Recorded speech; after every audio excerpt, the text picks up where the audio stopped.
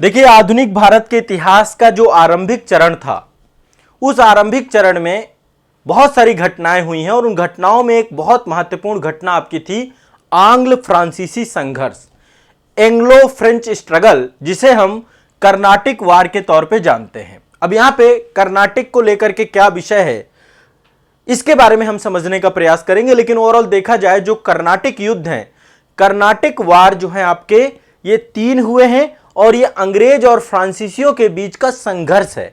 ठीक है, तो आज के सेशन में मैं आप सभी को कर्नाटिक वार बहुत आसानी से समझाने जा रहा हूं। बहुत कॉम्प्लिकेटेड है, बच्चों को समझ में नहीं आता है, मैं समझा रहा हूं। पहले मैं आपको याद करा दूंगा, रटवा दूंगा, इसके बाद आपको ये पूरा टॉपिक समझ में आ जाएगा। आज एक मतलब आपके लिए एक बहुत बड़ी व्यवस्था होने वाली है क्लास में। आपको एक पूरा ट्रायंगल समझ में आ जाएगा कर्नाटिक वार का, कि कहां पे जो है हैदराबाद यहां पे जुड़ाव रखता है, कर्नाटक के उत्तराधिकार का क्या मैटर था, फ्रांसीसी किसके साथ थे, अंग्रेज किसके साथ थे। इससे पहले एक मैं यहां पे एक त्रिकोणीय श्रृंखला बताता हूं। देखिए, जैसे आप क्रिकेट में देखते हैं ना, त्रिकोणीय श्रृंखला होती है, वैसे ही आधुनिक भारत के इतिहास में भी देखने को मिलता है। एक सेंटर थे यूरोपियों में अंग्रेज, बड़े प्लेयर के तौर पे थे। दूसरी तरफ यूरोपीय बहुत सारी कंपनियां थीं। यूरोपियों में यहां पे पुर्तगाली भी थे, पुर्तगालियों के साथ फ्रांसीसी भी थे, डच भी थे, डेनिश भी थे। ये सारे अन्य यूरोपीय देश थे। एक टीम है ना, एक टीम अंग्रेजों की, एक टीम आपकी यूरोपीय का जो कंपनियां हैं, और एक टीम आपकी भारतीय रियासतें थीं। जो उस समय भारतीय रियासतें है ना, बहुत सारी रियासतें थीं अलग अलग। बंगाल था, मराठा थे, मैसूर था, कर्नाटक था, हैदराबाद का निजाम था। ऐसे करके एक इसको बहुत आसानी समझिए। जब ये आए है ना, यूरोपीय कंपनियां भारत आई, तो यूरोपीय कंपनियों में एक जो, अब देखिए, अब ये एक तरीके से क्रिकेट मैच की तरह देखें तो पहले इन्होंने इनको समाप्त किया, अंग्रेजों ने। इनसे क्रिकेट मैच हुआ और ये सब हारते चले गए, कि कोई वांडीवास में हार गया, कोई बेदरा में हार गया, है ना। वांडीवास का युद्ध हुआ था 1760 में, उसमें जो है फ्रांसीसी पराजित हो गए। 1759 में डच चले गए यहां से, ठीक है। पुर्तगाली भी धीरे धीरे बाहर हो गए, डेनिश भी बाहर हो गए। तो अंग्रेजों ने पहले तो इनको समाप्त किया, फिर धीरे धीरे इनसे मैच चालू हुआ और इनको भी समाप्त किया, और यहां पे कर लिया कब्जा और 200 साल तक किया शासन। फिर 1947 में भारतीय क्रांतिकारियों की एक फौज आई, जिसमें से उन्होंने पूरी तरीके से इनके शासन को नेस्तनाबूद कर दिया और 1947 में देश आजाद हो गया। तो 1757 से देश की गुलामी चालू होती है प्लासी से। लेकिन उसके पहले ये तो मान लीजिए भारतीय रियासतों के साथ ही स्टार्टिंग थी। अब अंग्रेज इनसे भी भिड़े थे। तो अब आज के सेशन में अंग्रेज और फ्रांसीसियों की लड़ाई के बारे में बात करेंगे। ये आपस में भिड़ते ही रहे। देखा जाए तो जो आपकी 18वीं सदी थी, 18वीं सदी में यूरोप में ब्रिटेन और फ्रांस, इन दोनों का दबदबा था। यह समझिए पूरे विश्व में एक बड़ी मलकियत थी। जैसे आज हम बात करते हैं अमेरिका की, रूस की, वैसे ही एक तरफ आपका ब्रिटेन था और दूसरी तरफ आपका फ्रांस था। नेपोलियन बोनापार्ट एक तरफ, और पूरे विश्व को धीरे धीरे, पूरे विश्व को भी और यूरोपीय देशों को भी आधिपत्य करने की जो एक पूरी सोच थी, वो आपकी चल रही थी। ठीक है, तो आज हम पढ़ने वाले हैं अंग्रेज और फ्रांसीसियों के बीच में जो आपस में संघर्ष हुआ। ठीक है, इस संघर्ष को समझने वाले हैं। बड़े इत्मीनान से बैठिएगा, जो चीजें बताऊं पेन कागज में नोट करते जाइएगा, इसको हल्के में मत लीजिएगा। टॉपिक आपको किताबों में समझ में नहीं आएगा। इससे क्वेश्चन भी बहुत सारे पूछे जाते हैं, मेंस का भी टॉपिक है ये, मेंस में भी पूछे जाते हैं। तो पहली बात ये, अंग्रेज और फ्रांसीसियों की लड़ाई है, इसी को हम कर्नाटिक वार कहते हैं। ठीक है, अब कर्नाटिक वार क्यों कहते हैं इसके बारे में हम चर्चा करेंगे जब हम द्वितीय कर्नाटिक युद्ध देखेंगे। जहां पे कर्नाटिक वार की बात है, मान लीजिएगा कि यहां पे दिक्कत है। अब कर्नाटिक वार में देखिए, भारत के जो 2 रीजन है, मैं एक बार आपको मैप दिखाता हूं। ये आप देख रहे हैं, ये एक टेरिटरी है आपकी, ये आपकी हैदराबाद का क्षेत्र है। यहां पे निजाम था, आपका हैदराबाद का निजाम था, और ये वाला क्षेत्र जो आपका है, ये कर्नाटक रीजन होता था। बाद में यही मैसूर जो है आपका, मैसूर का क्षेत्र हैदर अली और टीपू सुल्तान के द्वारा ये पूरा क्षेत्र जो है। तो पहले यहां पे इन दोनों टेरिटरी को लेकर के, कर्नाटक और हैदराबाद के उत्तराधिकार को लेकर के दो कंपनियां, एक तरफ फ्रांसीसी एक तरफ अंग्रेज, ये दोनों आपस में भिड़े। अब क्या भिड़े, कैसे भिड़े, कौन भिड़ा, उनके बारे में अभी चर्चा करेंगे। थोड़ा सा इंतजार कर लीजिए। अब मैं पहले आपको कुछ याद कराना चाहता हूं। मैं चाहता हूं कि आप याद कर लो। क्या याद करना है? देखिए 3 कर्नाटक युद्ध हुए है तो ये आपका एंग्लो फ्रेंच स्ट्रगल। क्या है आपका? Anglo French struggle. क्या है आपका? ये एंग्लो फ्रेंच स्ट्रगल, आंग्ल फ्रांसीसी संघर्ष। तो ये 3 चरणों में हुआ है। प्रथम कर्नाटक युद्ध, द्वितीय कर्नाटक युद्ध और तृतीय कर्नाटक युद्ध। बीच बीच में क्या होते थे? आपस में झड़प पड़ते थे, आपस में जुड़ जाते थे, रीजन्स होते थे उसके पीछे। पहला कर्नाटक युद्ध जो हुआ है, आप लिख सकते हैं इसको 1746 से 1748। पहला कर्नाटक युद्ध 1746 से 1748, प्रथम कर्नाटक युद्ध। ठीक है, फर्स्ट। दूसरा हुआ है 1749 से लेकर 1754, द्वितीय कर्नाटक युद्ध। 1749 से लेकर 1754, द्वितीय कर्नाटक युद्ध। तृतीय कर्नाटक युद्ध 1758 से लेकर 1763, तृतीय कर्नाटक युद्ध। ज्यादा गैप नहीं देखेंगे आप देखिए 1746 से 1748 में प्रथम कर्नाटक युद्ध खत्म हुआ, फिर 1749 में दूसरा चालू हो गया और फिर इसके बाद 1758 में तीसरा चालू हो गया। पहला जब चालू हुआ उसका कारण यहां भारत में नहीं था। देखा जाए तो उसका मुख्य कारण क्या था कि ऑस्ट्रिया कहां पे? यूरोप में है। ऑस्ट्रिया की राजधानी हंगरी है। ऑस्ट्रिया भी उस समय बड़ा मुद्दा बना रहता था हमेशा। तो ऑस्ट्रिया में उत्तराधिकार का मामला था। ठीक है और वहां पे जब उत्तराधिकार के मामले में ब्रिटिश और फ्रांसीसी आपस में लड़े तो वो विश्व में जहां जहां थे वहां वहां लड़ गए। ठीक है, कुछ तत्कालिक कारण जरूर थे, लेकिन एक चीज समझिए, मान लीजिए आप घर से बाहर रह रहे हैं, और आपका पड़ोसी भी घर से बाहर रह रहा है। ठीक है, ध्यान से समझने का प्रयास करिए। मैं बहुत सिंपल भाषा में समझाता हूं। पहला आंग्ल फ्रांसीसी युद्ध कैसे हुआ इसके बारे में अभी समझने की कोशिश करिए, बहुत आसानी से समझ जाओगे। मान लीजिए आप बाहर रह रहे हैं और आपका पड़ोसी भी बाहर रह रहा है। ठीक है, अब हुआ क्या, अचानक से घर में, जहां पे आपका घर है वहां पे कोई विवाद हुआ और विवाद में आपका घर वर्सेस पड़ोसी का घर आपस में झगड़ गए। कोई भी रीजन हो जाएगा, पड़ोसियों में आपस में तू मैं होती रहती है। अब आप चूंकि बाहर रह रहे थे, आपको जानकारी मिली तो आप यहां पे आपस में भिड़ गए दोनों। ठीक है, समझ रहे हैं? तो जैसे ही ब्रिटिश और फ्रांसीसी कभी किसी कारण से वहां लड़ते थे तो उसके कारण से यहां लड़ाई होनी चालू हो जाती थी। पहला और तीसरा कर्नाटक युद्ध का यही कारण था कि वहां पे लड़े ब्रिटेन में और वहां के चक्कर में भारत में लड़ पड़े।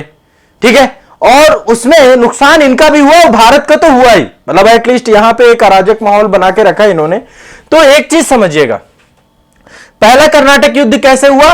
ऑस्ट्रिया के उत्तराधिकार का युद्ध था और उसी युद्ध में वहां पर ब्रिटिश और फ्रांसीसी आपस में लड़े, उसी का विस्तार भारत में हो गया। पहले का कारण यह था, अभी मैं इसको डिटेल में बताऊंगा। ठीक है, कब स्टार्ट हुआ, क्या कारण था फिर क्या हुआ? एक संधि हुई, एक्सला-सैपल की संधि, ये वहीं पे हुई जब वहां पे आपस में फिर लड़ने भिड़ने के बाद अंत क्या है? हर लड़ाई का अंत एक ही है, भैया संधि कर लो। भैया आपस में थोड़ा सा मारकूट हुई, लड़ाई हुई, फिर संधि कर लो।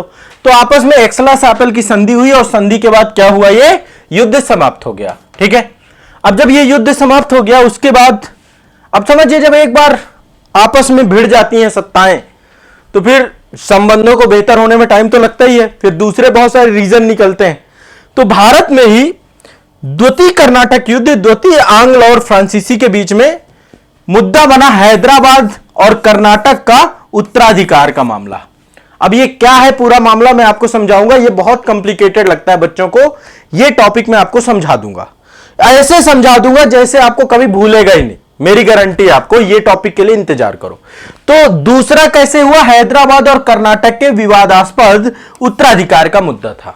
ठीक है, और इसका परिणाम क्या हुआ? लास्ट में पांडिचेरी की संधि की और फिर मैटर को रिजॉल्व कर लिया, शांत कर लिया।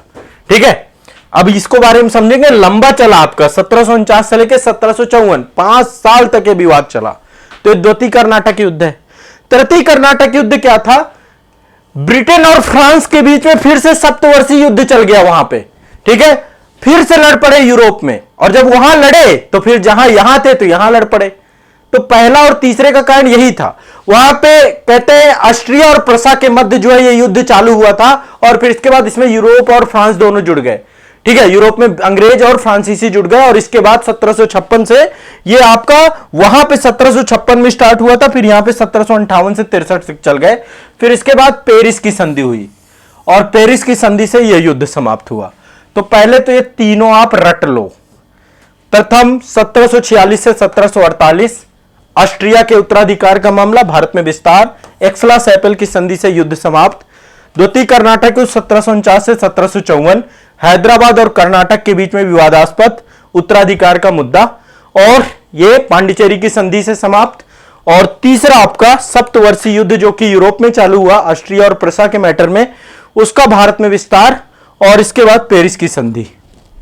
बताओ एक बार कमेंट में, क्या इतना आपको कुछ समझ में आया? बताओ भाई। थोड़ा समझ में आना चाहिए आपको, थोड़ा सा सिंपल सा मामला है। क्लियर? ठीक है, अभी तो देखो क्लियर और अच्छे से होगा। अब क्लियर एक एक करते हैं। सबसे पहले चलते हैं फर्स्ट कर्नाटिक वार में, कि फर्स्ट कर्नाटिक वार क्या था और कैसे जो है ये पूरा का पूरा कर्नाटिक वार शुरू हुआ, कैसे कैसे ये कर्नाटिक वार हुआ। देखिए, अब थोड़ा सा मैं यहां पे थोड़ा सा स्टोरी टेलिंग करूंगा, आप ध्यान से स्टोरी को समझना है। 1740, देखिए पहला कर्नाटिक वार आपका चालू है 1746 में। कब चालू हुआ? 1746 से 1748, ये भारत में स्टार्टिंग हुई। लेकिन इससे पहले चलते हैं, यूरोप में एक घटना घटती है 1740 में। 1740 में ऑस्ट्रिया एक देश है आपका, यूरोप का ही देश है, आप सभी जानते होंगे। तो ऑस्ट्रिया में उत्तराधिकार के मामले को लेकर के युद्ध प्रारंभ हो जाता है, और उसमें फिर आपको पता है कि ये पावर्स इन्वॉल्व हो गई। यूरोप में अंग्रेज और फ्रांसीसी ये हस्तक्षेप करते थे। तो भारत में इसी का विस्तार था ये आपका कर्नाटक युद्ध। अब देखिए, ये तो हम बात कह रहे हैं कि भाई वहां पर युद्ध चालू हो गया, लेकिन ऐसा नहीं कि अचानक से, जब कभी कोई कारण ढूंढा जाता है युद्ध को लेकर के, तो यहां पे कारण बना। यहां पे ये तो एक मुख्य कारण था कि भाई यूरोप में ये लोग आपस में क्या हो गए, टकरा गई दोनों पावर। भारत में क्या कारण बना? भारत में एक अंग्रेज अधिकारी थे जिनका नाम था कैप्टन वार्नेट। एक अंग्रेज अधिकारी थे कैप्टन वार्नेट। आज की क्लास के बाद बुक्स आपको आसान लगने लग जाएगी, ये टॉपिक आपको आसान लगने लग जाएगा। वैसे मैंने ऑनलाइन क्लास में भी इसको बहुत अच्छे से समझाया, लेकिन यहां पे और आसान कर देता हूं। एक पर्सन थे कैप्टन वार्नेट। इनके नेतृत्व में जो ब्रिटेन की नौसेना थी, नौसेना के द्वारा कुछ फ्रांसीसी जो आपके जलपोत थे उनको क्या कर दिया गया, उन पर अधिकार कर लिया गया। ये पर्सन अंग्रेज था, ठीक है। इसने क्या किया, फ्रांसीसी जहाज थे कुछ, फ्रांसीसी जहाज पर क्या कर लिया, इसने अधिकार कर लिया। अब इसको पता नहीं था इस समय भारत में एक बड़ा शानदार व्यक्ति था जिसका नाम था डुप्ले, फ्रांसीसी गवर्नर था इस समय वो, ठीक है।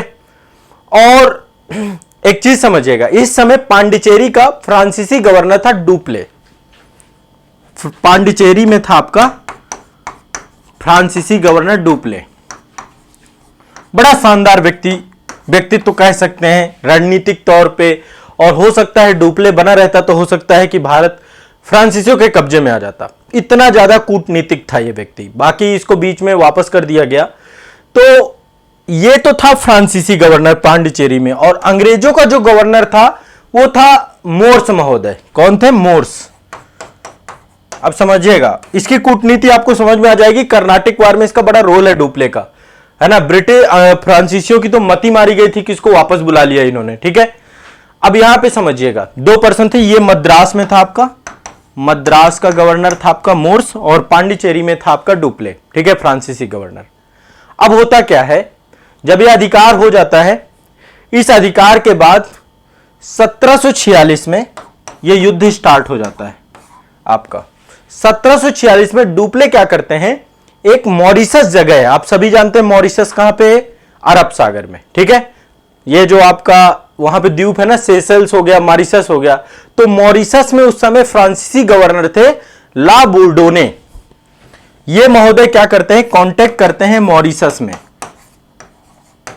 मॉरिशस में यहां पे गवर्नर होता है ला बोर्डोने, ठीक है। इससे कहते हैं भाई हम संकट में हैं इस समय और अंग्रेजों के द्वारा हमारे जहाजों पर नियंत्रण कर लिया गया है, तो हमें मदद चाहिए, सहायता चाहिए। तो ला बोर्डेने से ये क्या करता है, मदद लेता है और मदद लेने के बाद मद्रास को अपने अधिकार क्षेत्र में ले लेता। मद्रास अंग्रेजों की प्रेसिडेंसी थी। मद्रास मतलब आधुनिक चेन्नई, तमिलनाडु वाला क्षेत्र। तो मद्रास को क्या करता है, ये अपने कब्जे में ले लेता है डुप्ले। तो अंग्रेजों को पराजित करता है ला बोर्डेने की मदद से। पहला आंग्ल कर्नाटक युद्ध समझा रहा हूं, आपको ध्यान रखिएगा। जो ब्रिटिश गवर्नर मोर्स था, यह आत्मसमर्पण कर देता है, भैया हमसे नहीं हो पाएगा, ठीक है, यह आत्मसमर्पण कर देता है। तो पहली बार डुप्ले जो है अंग्रेजों को पराजित करता है, ठीक है। इसके बाद अब होता क्या है, कर्नाटक का जो नवाब होता है अनवरुद्दीन, क्या नाम रहता है, अनवरुद्दीन, उसके नेतृत्व में भी एक युद्ध होता है और यह युद्ध इसी का विस्तार था आगे चल करके सेंट टोमे जगह पर। और ऐसे में कहते हैं कि फ्रांसीसियों द्वारा सबसे पहली बात तो मद्रास जीत लिया गया और इसके बाद फ्रांसीसी सेना कर्नाटक पर भी विजयी रहती है, ठीक है, कर्नाटक के नवाब को परास्त कर देती है। और जैसे ही कर्नाटक के नवाब को परास्त कर देती है, इनकी महत्वाकांक्षाएं बढ़ जाती हैं। तो मद्रास जीतने के बाद कर्नाटक पे फिर एक हमला होता है, सेंट टोमे का युद्ध होता है और उसमें कर्नाटक का नवाब इस समय अनवरुद्दीन होता है। अनवरुद्दीन क्या होता है, पराजित हो जाता है, ठीक है। इसके बाद ये यही नहीं रुकते हैं, पहले देखे मद्रास को कैप्चर किया, फिर कर्नाटक वाले क्षेत्र को जीता, फ्रांसीसी की बात कर रहे हैं अभी, ठीक है। इसके बाद ये अंग्रेजों का एक फोर्ट था जिसका नाम था सेंट डेविड, ठीक है, सेंट डेविड पहुंच जाते हैं, ये फोर्ट सेंट डेविड। इसके बाद चले जाते हैं फोर्ट सेंट डेविड, इसको भी जीत लेते हैं ये, ठीक है, इसको भी जीत लेते हैं। अब सोचिए कि इनकी महत्वाकांक्षाएं कहां पहुंच जाएंगी, ठीक है। और कहते हैं यहां पर वैसे पूरी तरीके से सफल नहीं हुए, पर इसके ऊपर हमला किया इन्होंने। इसी दौरान कहते हैं अंग्रेजों ने पांडिचेरी में घेरा डाल दिया, लेकिन अंग्रेज भी सफल नहीं हो पाए। यहां पे हमला करते हैं, यहां पर फ्रांसीसी काफी हद तक सफल नहीं हो पाते हैं, लेकिन पांडिचेरी पर अंग्रेजों के द्वारा हमला किया जाता है, वो भी सफल नहीं हो पाते हैं। लेकिन इसी दौरान ब्रिटेन में ऑस्ट्रिया के उत्तराधिकार का मामला क्या होता है, शांत हो जाता है। ऑस्ट्रिया का उत्तराधिकार का मामला समाप्त हो जाता है 1748 में। और वहां पे एक्सला सैपल की संधि होती है, एक्सला सैपल की संधि होती है, सैपल की संधि होती है। और इस संधि के कारण से क्या होता है, पहला आंग्ल कर्नाटक युद्ध आपकी समाप्त हो जाती है। एक्साला सौपेल संधि होती है, ठीक है। और इसके बाद इस संधि के कारण से मद्रास अंग्रेजों को पुनः वापस कर दिया जाता है, ठीक है। जो जीते हुए क्षेत्र थे फिर वापस लौट जाते हैं। तो देखा जाए तो इस पूरे युद्ध में, जब ये पूरा युद्ध हुआ तो अंग्रेज और आपके ये जो मैंने त्रिकोणीय श्रृंखला बताई, अंग्रेज और फ्रांसीसी तो बराबरी पर रहे, क्योंकि जो कुछ भी उन्होंने हारा फिर से उनको वापस मिल जाता है संधि के माध्यम से। लेकिन इस युद्ध से कर्नाटक के नवाब को सबसे ज्यादा घाटा हुआ, क्योंकि भारतीयों की पोल खिल गई। भारतीयों, पहला मौका था जब अंग्रेजों ने या यूरोपियों ने भारतीय साम्राज्य को पराजित कर दिया और यहीं से फ्रांसीसियों को भारत में साम्राज्य करने का उन्होंने निश्चय किया कि हम भारत के आधिपत्य को, क्योंकि उन्होंने भारतीयों को पराजित किया, तो डुप्ले ने कहा कि अब मैं पूरे भारत को कब्जा करूंगा, एक एक करके चीजों को जिताऊंगा। तो यहां पर देखा जाए तो फ्रांसीसी नौसेना अंग्रेजी नौसेना के आगे काफी ज्यादा बहुत बेहतरीन साबित हुई और अंग्रेजों को भी लगा कि उनको एक बहुत शानदार नौसेना भारत में रखनी चाहिए। तो इसमें ज्यादा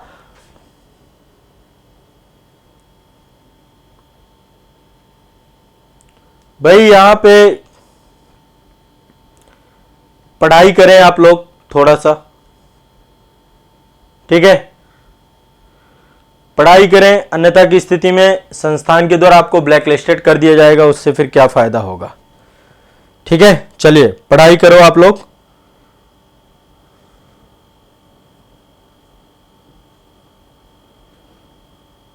पढ़ाई पे ध्यान रखेंगे सभी लोग, आराम से पढ़ेंगे, नहीं तो फिर आपको पता है कि नुकसान आप लोगों का है। सिर्फ पढ़ने वाले ही बच्चे इस सेशन के साथ जुड़ेंगे। बाकी बच्चे जितने भी हैं, आप लोग केवल पढ़ाई पे ध्यान दीजिए। चैट सेक्शन को कुछ समय के लिए बंद कर दीजिए। चैट सेक्शन आपको तब यूज करना है जब मैं आपको कहूं कि भाई चैट खोलिए, चैट को देखिए, ठीक है।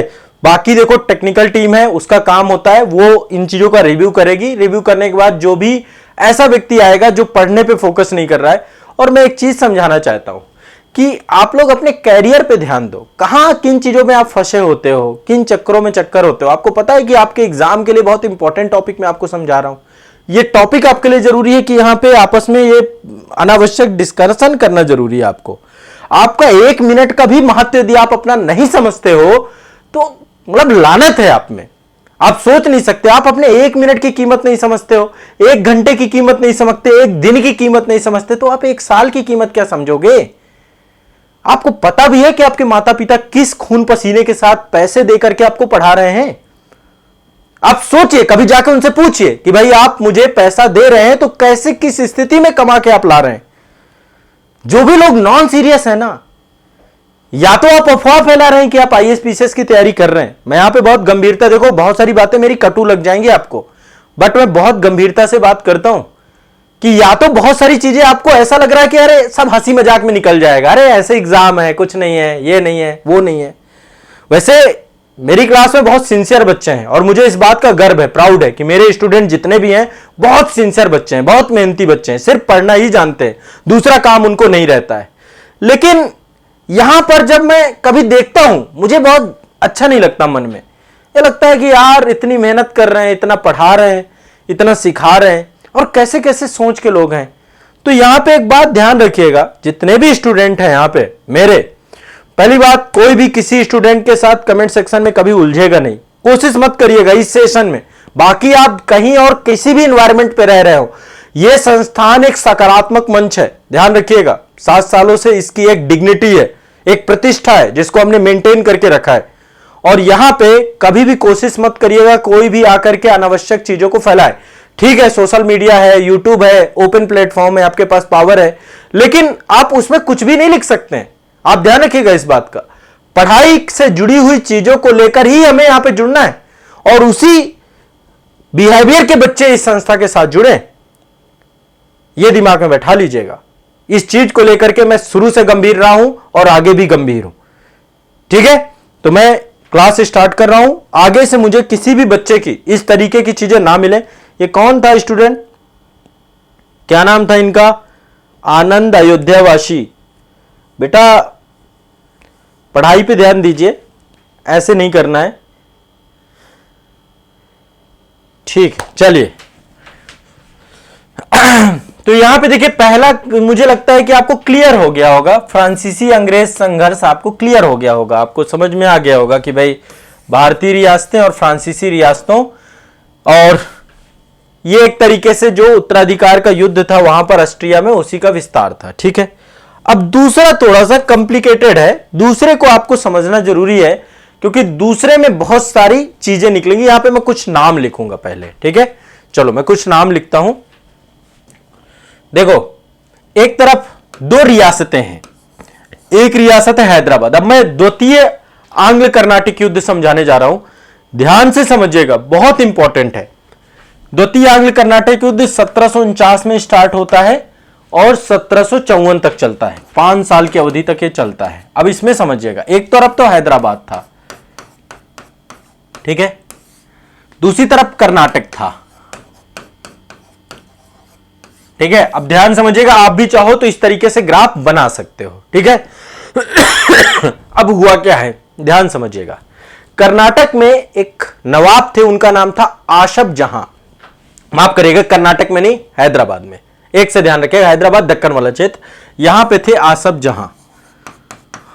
आशफ जहां स्पष्ट है, हैदराबाद के नवाब थे ये, ठीक है।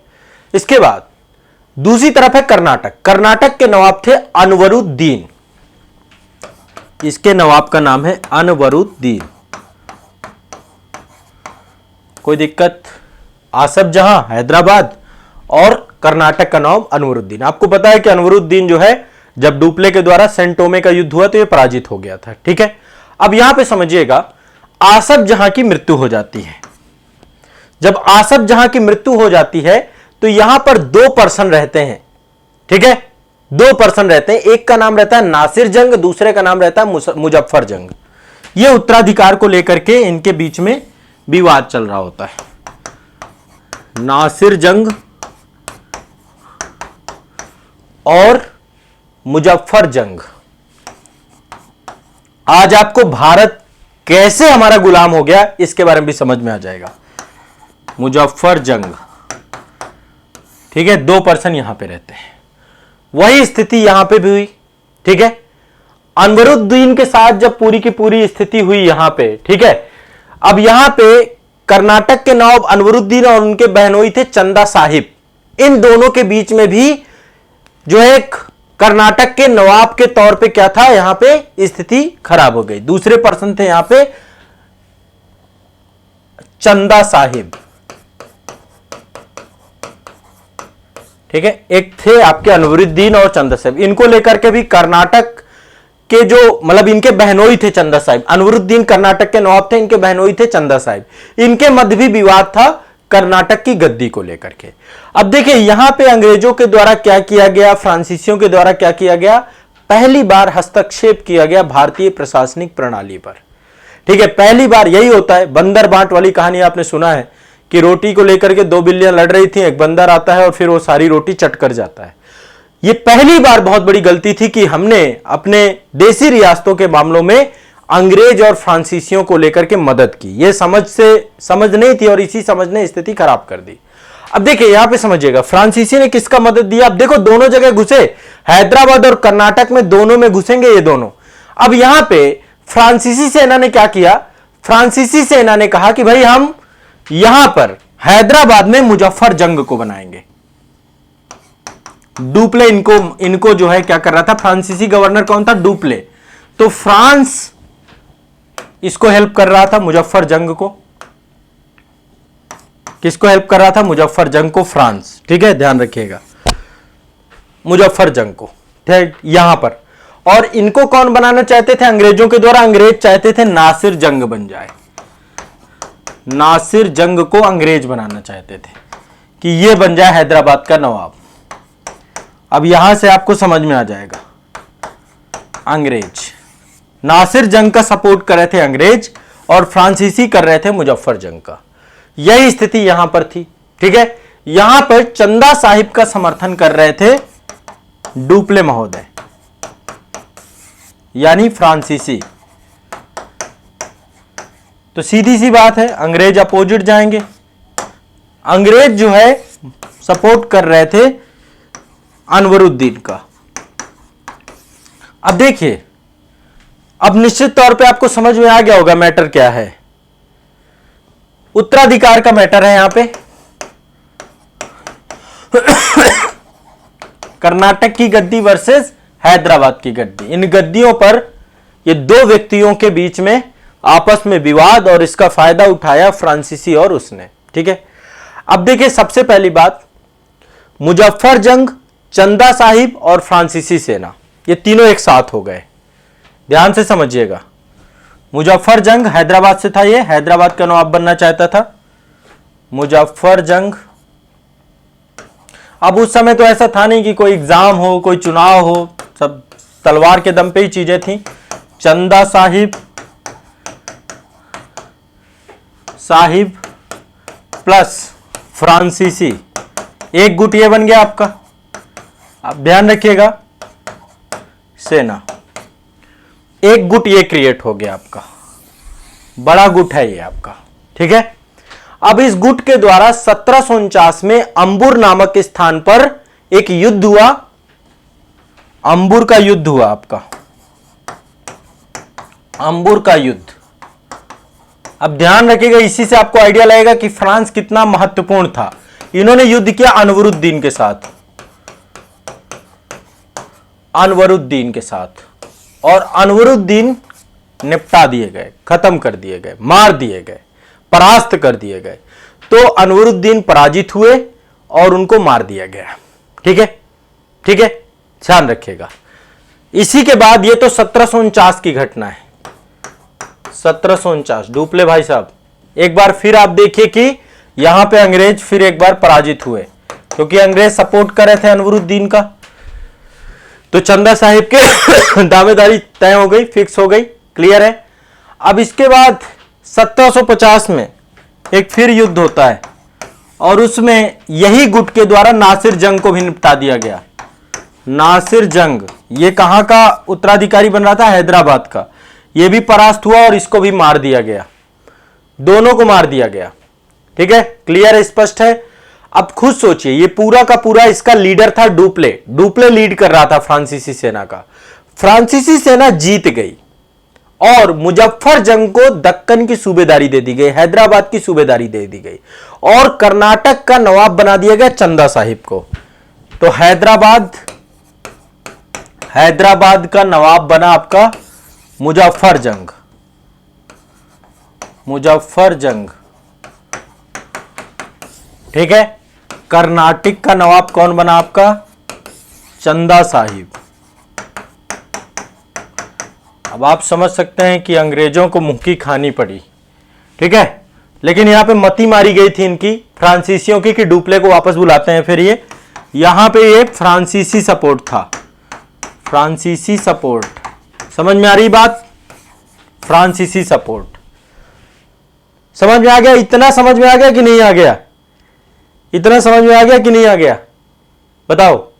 फर्स्ट पर्सन है डुप्ले, जिसने सहायक संधि प्रणाली एक तरीके से इंपोर्ट की थी, पहला व्यक्ति डुप्ले, ठीक है। अब यह समझिए कि डुप्ले की राजनीतिक शक्ति पराकाष्ठा में चली गई ये दोनों युद्धों को जीतने को लेकर के। लेकिन इसी युद्ध के दौरान क्या हुआ? धीरे धीरे इनका पराभव भी चालू हो गया। क्यों? अब एक और नए व्यक्ति की एंट्री होती है, रॉबर्ट क्लाइव की। डुप्ले फ्रांसीसी गवर्नर, अब अगला जो है एक अंग्रेजी गवर्नर आता है क्लाइव। आपको पता होगा ये वही व्यक्ति है जिसने पूरा बंगाल जीता, ठीक है। रॉबर्ट क्लाइव, बंगाल का पहला गवर्नर यही बना, Clive, Robert Clive. Robert Clive के द्वारा 1751 में अर्काट क्षेत्र को जीत लिया गया। यह अंग्रेजी था आपका। 1751 में किसको जीता गया? अर्काट को। अर्काट क्षेत्र को इसने जीत लिया। कब जीता? 1751 में, ठीक है। इसके बाद 1752 में लॉरेंस महोदय, यह भी एक अंग्रेजी गवर्नर था, इसके द्वारा त्रिचनापल्ली को जीत लिया गया। तो 1752 में क्या हुआ? त्रिचनापल्ली को भी जीत लिया गया। त्रिचनापल्ली को भी जीत लिया गया। सब वही क्षेत्र है आपका पूरा का पूरा। तो इन धीरे धीरे ये कई क्षेत्रों को जीतना प्रारंभ कर चुके, ठीक है। अब यहीं से सबसे बड़ी समस्या क्या थी? जब त्रिचनापल्ली गया, फ्रांसीसियों की हार हो गई यहां पे, तो फ्रांसीसी गवर्नर डुप्ले को देखा जाए तो यहां पे उसका एक बैक फॉरवर्ड देखा जाता है। इसी दौरान अंग्रेजों के द्वारा क्या किया गया? चंदा साहिब की हत्या कर दी गई। चंदा साहिब की अंग्रेजों ने हत्या कर दी। अब समझिए किस लेवल में चीजें चल रही थी। अंग्रेजों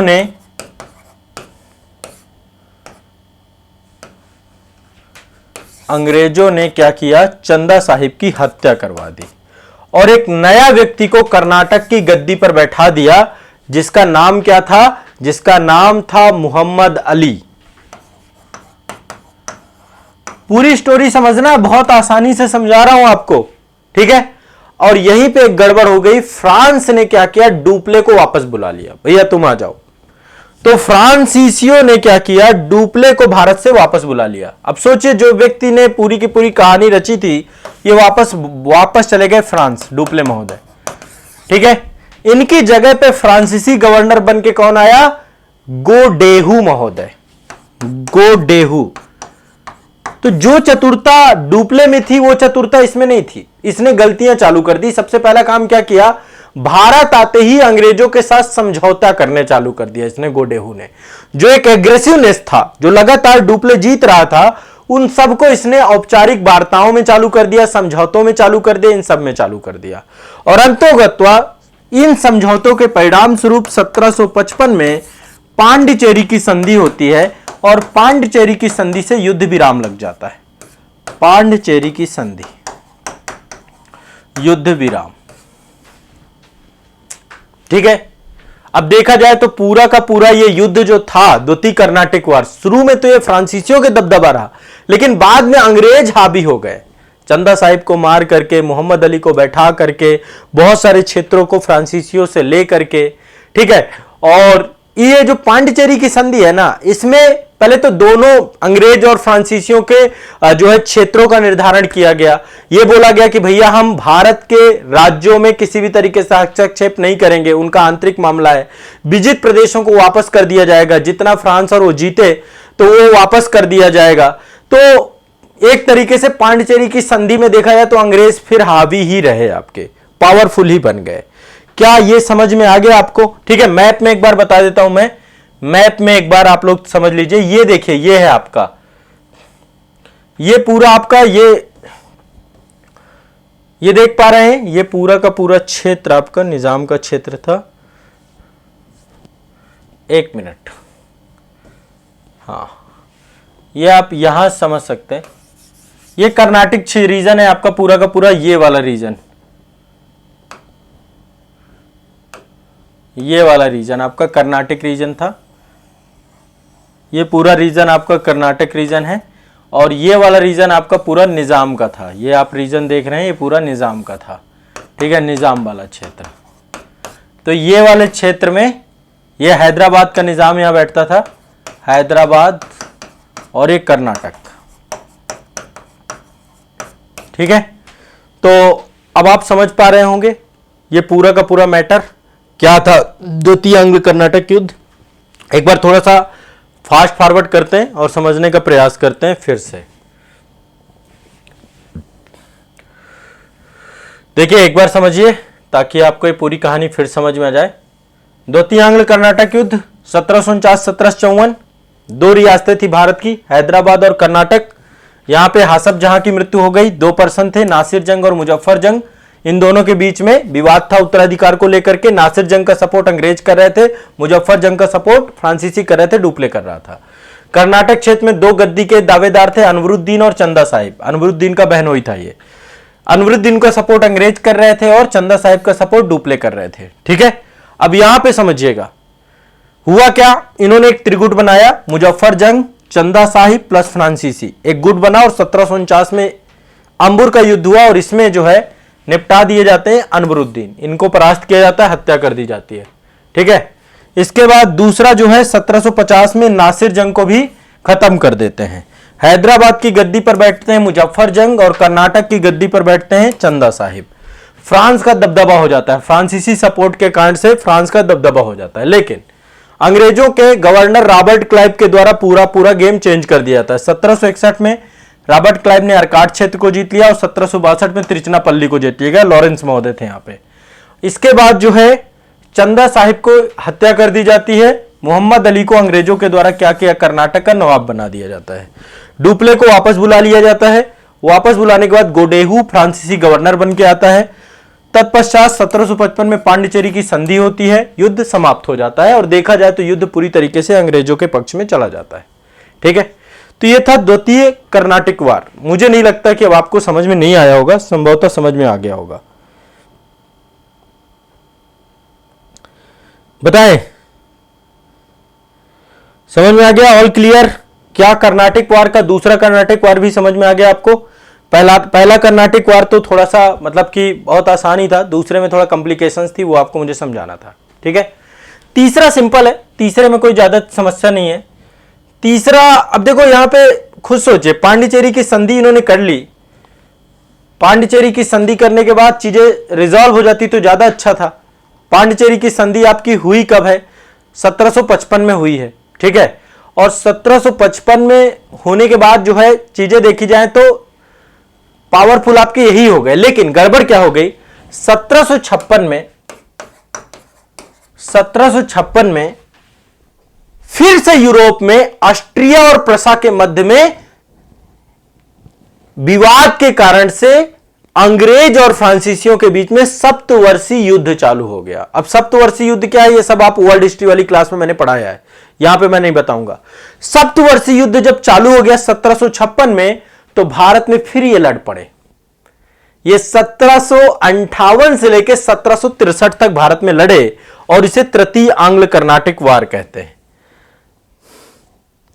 थर्ड आंग्ल कर्नाटिक वार कहते हैं।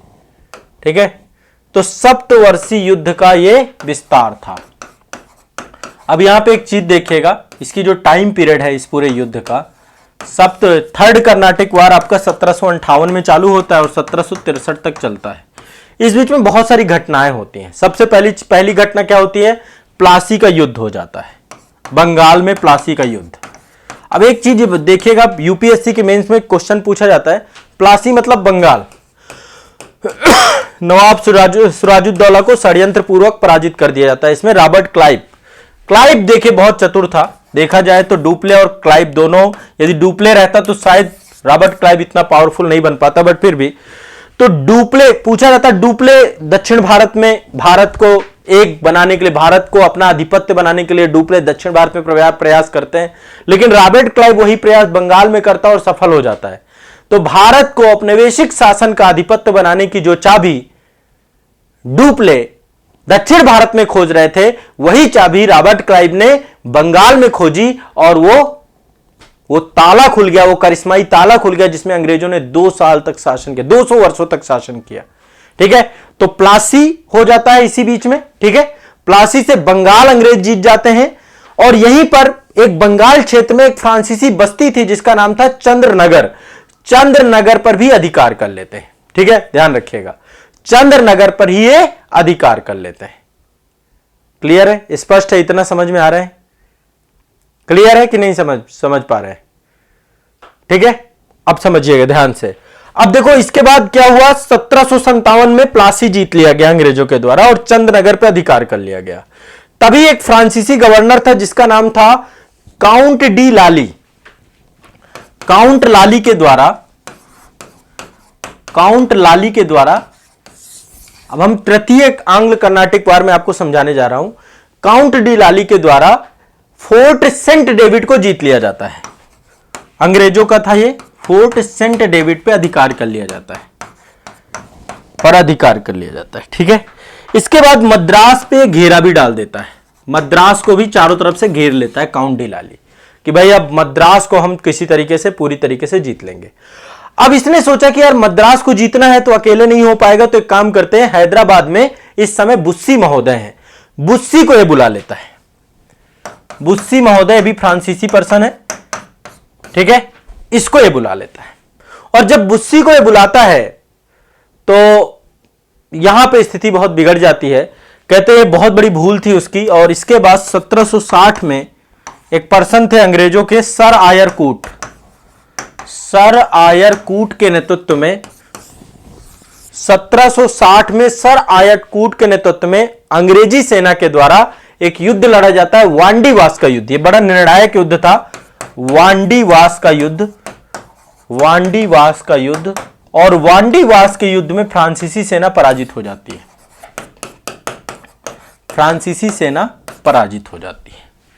ठीक है, वांडीवास के युद्ध में, ठीक है। जो फ्रांसीसी सेनापति होते हैं बुस्सी, इनको क्या किया जाता है, बुस्सी महोदय को कैद कर लिया जाता है, ठीक है, इनको कैद कर लिया जाता है। कैद करने के बाद अब पूरी तरीके से कमजोर हो जाते हैं। जो इनकी स्थिति पहले थी अब वो पूरी तरीके से वांडीवास के युद्ध में खत्म हो जाती है भारत में। इसके बाद 1763 में पेरिस में एक संधि होती है। पेरिस की संधि के बाद भारत में फ्रांसीसी शक्ति पूरी तरीके से समाप्त हो जाती है। उनको सिर्फ 2 चीजें दी जाती हैं, एक तो पांडिचेरी, भारत में पांडिचेरी दे दिया जाता है, आज भी ये पांडिचेरी में फ्रांसीसी बस्तियां हैं, ठीक है। लेकिन ये आपको पता है कि फ्रांस के द्वारा 1954 में ये भारत सरकार को फिर पांडिचेरी मिल जाता है। आज ये यूनियन टेरिटरी है, लेकिन आप पांडिचेरी जाएंगे तो यहाँ पे फ्रेंच बहुत सारे मिल जाएंगे, फ्रेंच वासी। पांडिचेरी और चंद्रनगर ये आपका बंगाल का, ये जो सेटलमेंट थी इनको वापस कर दी जाती है, ठीक है, ये इनको वापस लौटा दिया था। किससे? 1763 में हुई पेरिस की संधि से, ठीक है। इस संधि के द्वारा इनको जो है पांडिचेरी और चंद्रनगर वापस लौटा दिया जाता है। इसके बाद इनको बोला जाता है आप भारत में सेना नहीं रख सकते, फ्रांसीसियों को बोल दिया था इस संधि में कि भारत में सेना नहीं रखोगे, ठीक है।